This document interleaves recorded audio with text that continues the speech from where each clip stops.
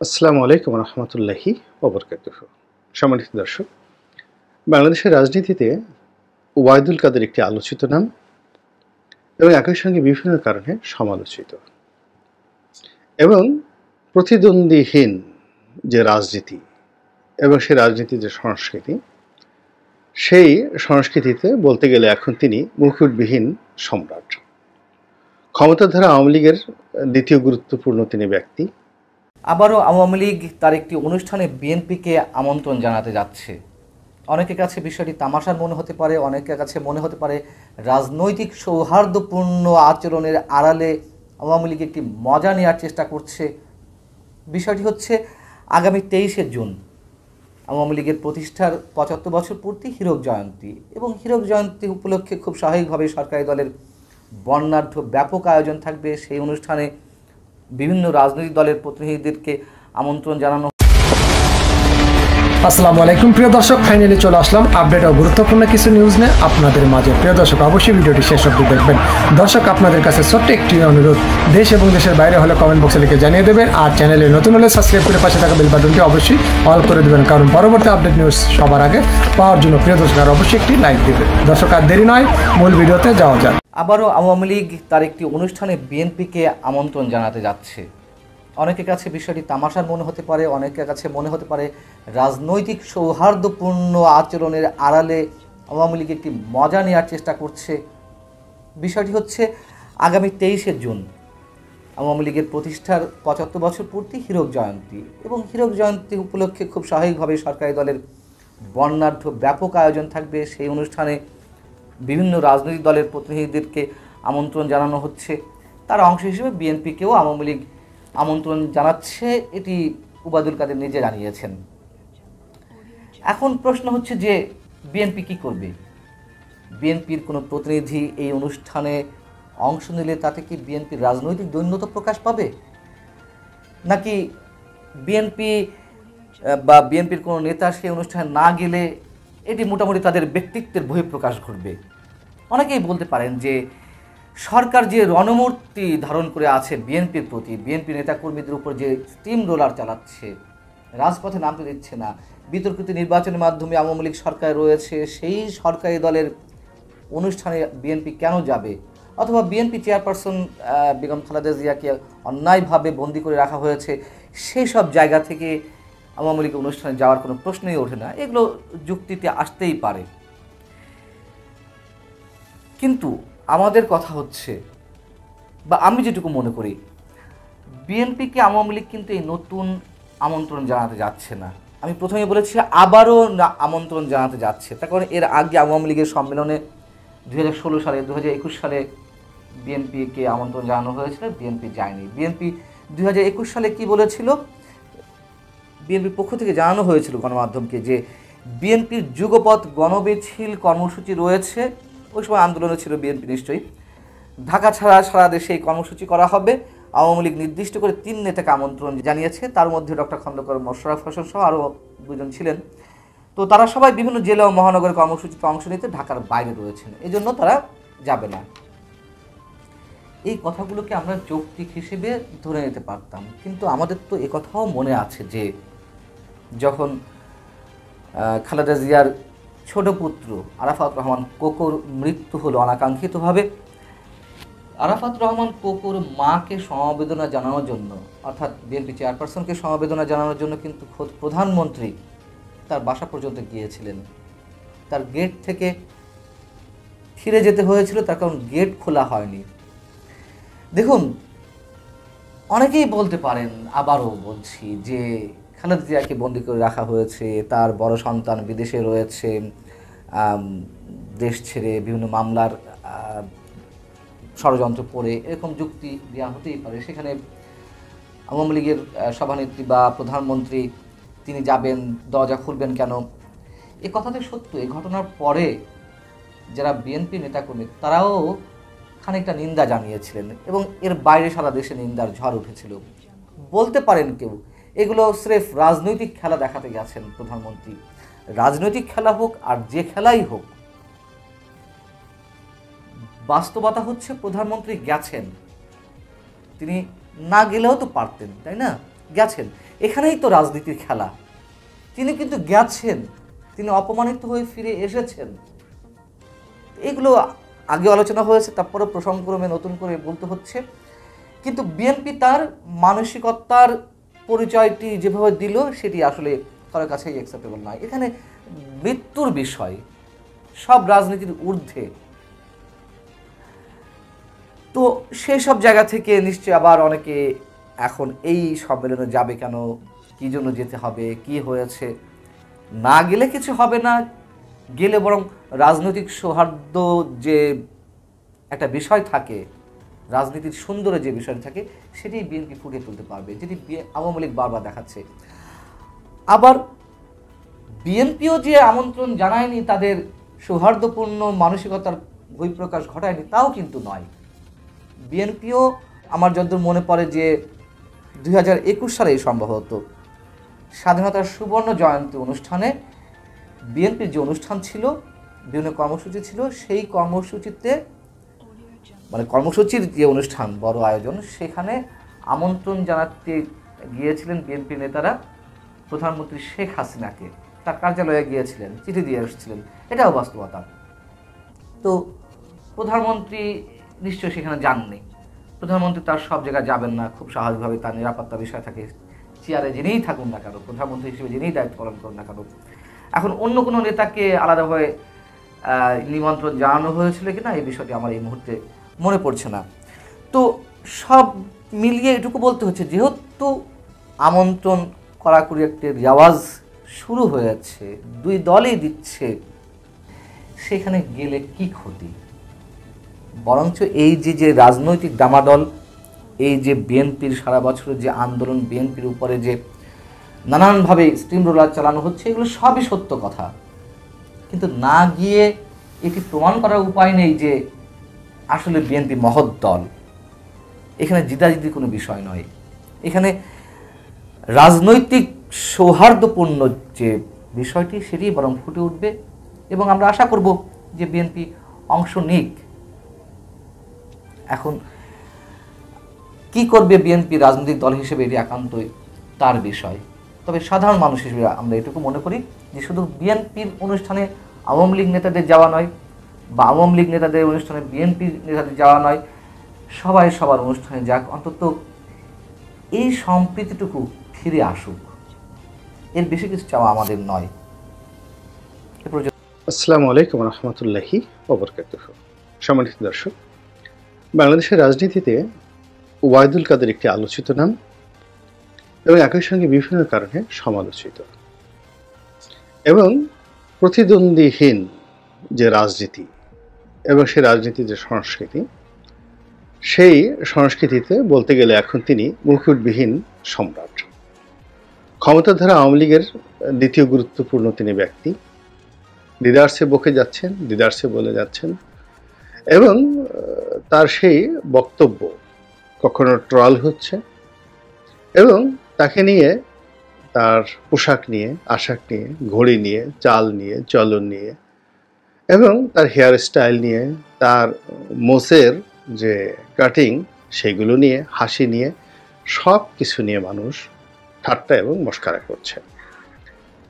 মানুষ যখন খুব উঁচু পদে থাকে, প্রায় সব পদেরই একটা গুরুত্ব থাকে, ওজন থাকে, আকার থেকে আকৃতি থাকে। তো আওয়ামী লীগ রাষ্ট্র ক্ষমতায় রয়েছে, সেই রাষ্ট্র ক্ষমতার দ্বিতীয় গুরুত্বপূর্ণ যে পদ, সাধারণ সম্পাদক, এবং সরকারের সবচেয়ে বড় মন্ত্রণালয় যোগাযোগ মন্ত্রণালয়, এই দুটো জিনিস তিনি একত্রে সামলিয়ে আছেন। এই দুটো বিষয়ের যথেষ্ট ওজন রয়েছে। এখন ধরুন, যোগাযোগ মন্ত্রণালয়ের অনেকগুলো বিভাগ রয়েছে। যোগাযোগ সচিব রয়েছেন, তিনি একজন পূর্ণমাত্রার সচিব। মেট্রো রেলের যিনি একজন পিডি রয়েছেন ভারপ্রাপ্ত, তিনি একজন সচিব। তারপর আরবান ট্রান্সপোর্ট অথরিটি নামক একটি প্রতিষ্ঠান রয়েছে সমন্বিত, তো সেটাও একজন অতিরিক্ত সচিব, একজন সচিব পদমর্যাদার লোকজন আছেন। তারপর রোড ট্রান্সপোর্ট অথরিটি বিআরটিএ, সেখানে একজন সচিব পদমর্যাদার থাকেন, আবার কখনো কখনো একজন এডিশনাল সেক্রেটারি থাকেন। এর বাইরে সেতু বিভাগ রয়েছে। সেতু বিভাগে একজন সচিব থাকেন, আর রোডস অ্যান্ড হাইওয়ে বলতে যে প্রতিষ্ঠানটি রয়েছে সেখানেও একজন অতিরিক্ত সচিব পদমর্যাদার লোক এখানে চিফ ইঞ্জিনিয়ার হিসেবে দায়িত্বরত রয়েছেন। এবং সড়ক এবং সেতু বিভাগ নিয়ে যে তার সঙ্গে আবার যুক্ত হয়েছে এখন মেট্রো রেল। যোগাযোগ মন্ত্রণালয়ের যে পরিধি এবং বাজেট, এবং এখানে যত টাকা ক্ষয় হয়, যত টাকা আয় হয়, যত টাকা ব্যয় হয় এবং যত টাকা লুটপাট হয়, এর সঙ্গে যদি আপনি অন্য কোনো মন্ত্রণালয়ের তুলনা করেন তাহলে সেগুলোকে নিয়ে আপনার কাছে মনে হবে নস্যি। যোগাযোগ মন্ত্রণালয়ের এমন বিভাগ রয়েছে, আমরা এখন পুলিশের বেনজিরের যে দুর্নীতি নিয়ে অনেকে হাপিত্তেশ করছি, অনেকে খুব আশ্চর্য হচ্ছে যে একজন আইজি এই কাজ করেন কি করে, কিংবা পুলিশের যে একজন ওসি প্রদীপ, তার 500 কোটি টাকার বা 1000 কোটি টাকার সম্পত্তি হলো কি করে। কিন্তু আপনি অবাক হয়ে যাবেন যে যোগাযোগ মন্ত্রণালয়ের এমন অনেক বিভাগ, অনুবিভাগ রয়েছে যেখানে শত শত বেনজির, শত শত প্রদীপ আলোর অন্তরালে, মানে প্রদীপের অন্তরালে সেখানে লুকায়িত রয়েছে। এবং পুলিশ বাহিনীতে কোনো একটি সমস্যা হলে হইচই করে ওঠে সারা বাংলাদেশ, এবং সেগুলো প্রতিবিধান করা সম্ভব একটা কর্তৃপক্ষ আছে। কিন্তু যোগাযোগ মন্ত্রণালয়ের কোনো বিভাগে যদি আপনি বিপদে পড়েন, বিপত্তিতে পড়েন, আপনাকে আত্মহত্যা করতে হবে, আত্মসমর্পণ করতে হবে, অথবা চেপে যেতে হবে। আপনার বিল আটকে আছে 10 বছর ধরে, রোডস অ্যান্ড হাইওয়েতে আপনি কিচ্ছু করতে পারবেন না। আপনি কোনো টেন্ডার পাচ্ছেন না, কিচ্ছু করতে পারবেন না। বিআরটিতে আপনার গাড়ি নিয়ে কোনো সমস্যা হচ্ছে, আপনি কোথাও গিয়ে কোনো প্রতিকার পাবেন না। সেতু বিভাগে আপনি কাজ পাচ্ছেন না, বিল পাচ্ছেন না, বা যা কিছু হচ্ছে, আপনি একটা সেতু তৈরি করে ফেলেছেন, দুই পাশে কোনো রাস্তা নেই, কুচপরোয়া নেই, কোনো সমস্যা নেই, আপনি সেতুর বিল সেখান থেকে তুলে নিয়ে আসতে পারবেন। তো এইরকম যে সকল দুর্নীতির সাগর চুরির মতো ঘটনা যোগাযোগ মন্ত্রণালয়ে ঘটে যাচ্ছে দীর্ঘদিন যাবৎ, এবং এই ঘটনাগুলো আমি জানি এই কারণে যে আমি এই মন্ত্রণালয়টির যে সংসদীয় কমিটি সেখানে ছিলাম। এবং এখানে একজন, আল্লাহ তাকে বেহেশত নসিব করুন, আবুল হোসেন সাহেবের মতো একজন মানুষ ছিলেন যিনি প্রাণান্ত চেষ্টা করেছিলেন। তার রক্তের মধ্যে সততা ছিল, রক্তের মধ্যে যোগ্যতা ছিল, এবং মানুষের সম্মান করার তার যথেষ্ট চেষ্টা ছিল, তিনি সম্মান করতেন। ফলে এই যোগাযোগ মন্ত্রণালয়ের যত কিছু উন্নয়ন এই সরকারের আমলে সব কিন্তু আবুল হোসেন সাহেবের জমানাতে করা। এবং এখন যিনি রয়েছেন জনাব ওবায়দুল কাদের, তাকে নিয়ে বিভিন্ন জনে বিভিন্ন ট্রল করছে। কেউ কোনো পাখির কথা বলছে, কেউ ভারতীয় কোনো সিনেমার যে নায়ক, বাংলা সিনেমার সে নায়ক, সেই কথা বলে তাকে ঠাট্টা মস্করা করছে। তার ঘড়ি কয়টি আছে, সে কি 20টি রোলেক্স না 200 রোলেক্স, এই সমস্ত জিনিস নিয়ে মানুষ প্রশ্ন চলছে। আপনারা জানেন যে একটা রোলেক্স ঘড়ির দাম 20 লাখ টাকা কম করে হলো, এবং 20 লাখ টাকা থেকে শুরু করে 200 কোটি টাকা দামের রোলেক্স ঘড়িও আছে। এবং কোন একটি দেশের প্রেসিডেন্ট তাকে একটা রোলেক্স ঘড়িকে উপহার দিয়েছে বা তিনি কিনেছেন। এই কারণে সেই দেশের পুলিশ সেই প্রেসিডেন্টের বাসভবন ঘেরাও করে তার দরজা ভেঙে তারপরে শেষে তার সমস্ত নথিপত্র উদ্ধার করে এরপরে সেই ঘড়ি সেখান থেকে নিয়ে আসছে। তো সেখানে একটা দেশের প্রেসিডেন্টের যদি এই অবস্থা, আইনের শাসনের কি অবস্থা সেখানে, আর এখানে বাংলাদেশের মতো একটি দরিদ্র দেশ যেখানে রিজার্ভ চুরি হয়, যেখানে রিজার্ভে কোনো টাকা নেই, যেখানে বিদেশিদের কাছে ধর্ণা দিয়ে এখন চলতে হচ্ছে, কাতারের কাছে তেল বাকিতে কেনার জন্য ধর্ণা ধরতে হচ্ছে, সৌদি আরবে গিয়ে প্রধানমন্ত্রীর যে অর্থনৈতিক উপদেষ্টা বা বাণিজ্যিক উপদেষ্টা, তিনি সৌদি আরবের কর্তা ব্যক্তিদের সাথে বৈঠক করে বাকিতে তেল কেনার জন্য নিবেদন করছেন, আর সৌদি আরব বলছে যে আমরা বিবেচনা করব, সেগুলো খবর হচ্ছে। এবং সেই দেশের একজন মন্ত্রী যিনি সাকুল্যে হয়তো লাখ 2 টাকা বেতন পান, তো এই 2 লাখ টাকা বেতন পেয়ে তার সমস্ত ডাটফাট করে তিনি যদি ডজনের পর ডজন রোলেক্স ঘড়ি তিনি কেনেন, পান, উপহার দেন, তিনি যদি সবচেয়ে পৃথিবীর দামি যে জামা কাপড় যে ব্র্যান্ডগুলো রয়েছে, ক্যানেলি, তারপরে বিরুনি, তারপরে জিল্লি, এই সকল ব্র্যান্ডের যে সকল জামা কাপড় রয়েছে সেগুলো যেভাবে আসে মানে বাংলাদেশে, এবং এগুলো যারা ওবায়দুল কাদেরের যে ড্রেস তা দেখলে আপনি বুঝতে পারবেন যে পৃথিবীর যে ফ্যাশন, আধুনিক কোন পোশাক কিভাবে কোন শোরুমে আসছে। তো এই বিষয়গুলো নিয়ে কেউ কখনো প্রশ্ন করে বা তাকে বিব্রত করবে বা তাকে চ্যালেঞ্জের মুখে আনবে এরকম সাধ্য, এরকম স্বাদ, এরকম অবস্থা নেই। তো সরকার যখন তেলে ঝুলে চলে তখন কোনো সমস্যার সৃষ্টি হয় না। কিন্তু সরকার এখন যেহেতু সব দিক থেকে সমস্যায় রয়েছে, ফলে জনাব ওবায়দুল কাদেরের এই বিষয়গুলো নিয়ে কিন্তু সরকারের ভিতরে বাইরে নিদারুণ সব নেতিবাচক আলোচনা হচ্ছে যে তার যোগ্যতা নিয়ে, এবং তিনি যে কথাগুলো বলছেন, কাজগুলো করছেন, সেই কাজগুলো তার মন্ত্রণালয়ে কতটা প্রতিফলিত হচ্ছে, মন্ত্রণালয়ের উপর তার কতটুকু ক্ষমতা রয়েছে, কোন বিভাগ তার কথা মতো চলছে, এবং কোন বিভাগ তিনি মন্ত্রী হয়ে একেবারে ডাইনামিকভাবে কোনো কিছু করে ফেলেছেন, দৃষ্টান্তমূলকভাবে তিনি কোনো অনুসৃত কোনো নীতিমালা, কোনো কাজ, কোনো প্রকল্প শেখ হাসিনাকে এগিয়ে দিয়েছে, এরকম একটা সিঙ্গেল নজির আমার জানা নেই। তিনি সংবাদ সম্মেলন করছেন, দলীয় ফোরামে যাচ্ছেন, কথাবার্তা বলছেন, এবং সেগুলো নিয়ে ট্রল হচ্ছে, হাসাহাসি হচ্ছে, কিন্তু আলটিমেটলি কাজের কাজ কিছু হচ্ছে না। এবং সবচেয়ে বড় ব্যাপার হলো আওয়ামী লীগের মতো এত বড় একটা দলের যে সাধারণ সম্পাদক, সেই সাধারণ সম্পাদক হিসেবে আর যাই হোক না কেন জনাব ওবায়দুল কাদের সাহেবের মতো লোককে আসলে মানায় না।